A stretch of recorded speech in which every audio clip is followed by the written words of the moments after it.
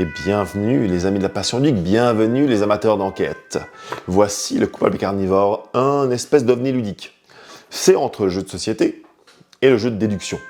En cela, il se joue d'ailleurs très bien tout seul. Ouais, vous pouvez brainstormer tout seul, ça marche très bien. Et puis ça peut jouer jusqu'à 5.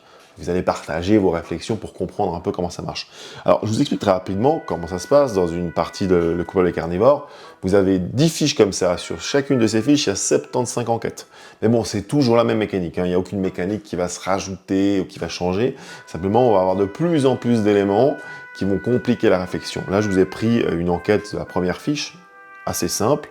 La fiche m'indique combien il y a de suspects, combien de coupables et qui ment. Enfin, combien de mensonges. Là, j'ai 3 suspects, un coupable et un mensonge. Et c'est pas forcément le coupable qui ment d'ailleurs. Ensuite, le jeu nous fait faire une mise en place. Au début, on n'a toujours que 3 suspects, donc c'est toujours la panthère, le paon et le requin. Et je dois mettre une affirmation à côté de chacun d'entre eux. La panthère nous dit que le requin ment. Le paon nous dit que la panthère est coupable. Et le requin nous dit qu'un herbivore est coupable. Bon, et là, on doit faire des déductions. Qui est le vrai coupable?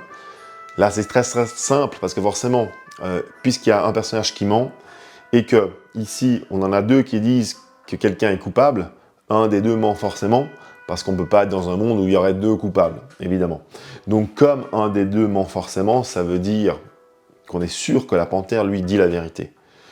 Or, la panthère nous dit que le requin ment. Le requin, lui, il dit un herbivore est coupable. Ce n'est donc pas un herbivore qui est coupable.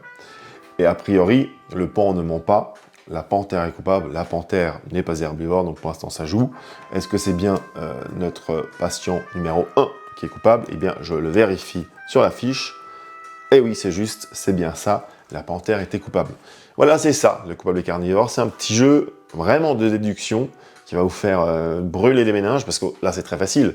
Mais imaginez que vous avez 5-6 personnages, peut-être 2 coupables et 2 personnes qui mentent. Là, il va falloir faire des recoupements, des hypothèses, évaluer la situation. Très bon petit jeu que vous pouvez retrouver sur aquaonjoue.ch. Voilà les amis, profitez bien, jouez bien, bel été à vous et à tout bientôt. Ciao ciao.